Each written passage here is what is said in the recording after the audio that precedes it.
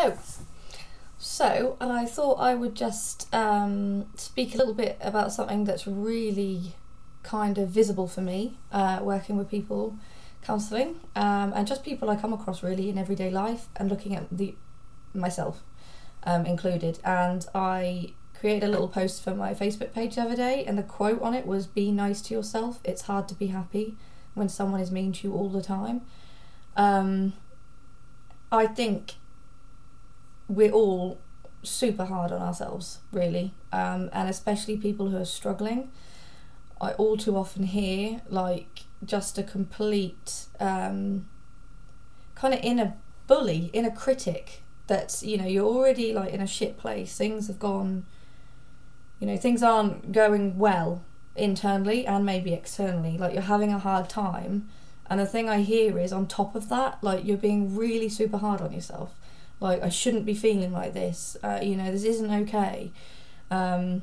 Just a complete non-acceptance of the fact that you're struggling and this isn't your fault. Like, you haven't done anything to deserve feeling this crap. And I really think it's such a block that gets in the way of feeling better and healing. And it's something that you can do without going to counselling. It's something you can do on your own. It's just start to recognise, like, how do you speak to yourself?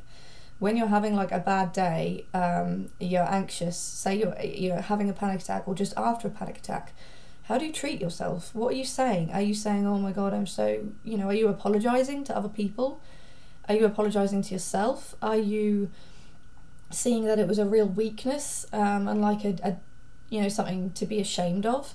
Or are you saying, "God, that was horrible. Like, what do I need right now? How can I take better care of myself?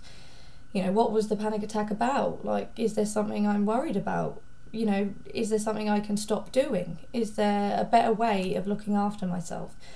And I really think once you shift into that way of thinking, or at least start to, you know, that might be end goal.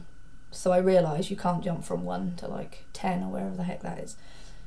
So number 1 is just recognise, like, how do you talk to yourself? How do you treat yourself when you're having a low day, when you're sad, anxious, you know, low confidence? What's the inner voice saying? Is the inner voice nurturing you and comforting you, or is it putting you down even further? Because if it's putting you down even further, it's just going to keep you in this cycle of just a complete non-acceptance of, you know, very human emotions that we all have. We all have days where we don't feel great. Obviously that's on a continuum, and not everyone is feeling things as intensely as maybe you are right now. That's okay. That's no shame on you. It's just a message that something isn't quite okay inside. So what do we do with that message? You know, do we shame it? Do we ignore it, push it down? Or do we look at it and take better care of ourselves? You know, have somewhere we can talk about this, like counselling, or a journal you can reflect in.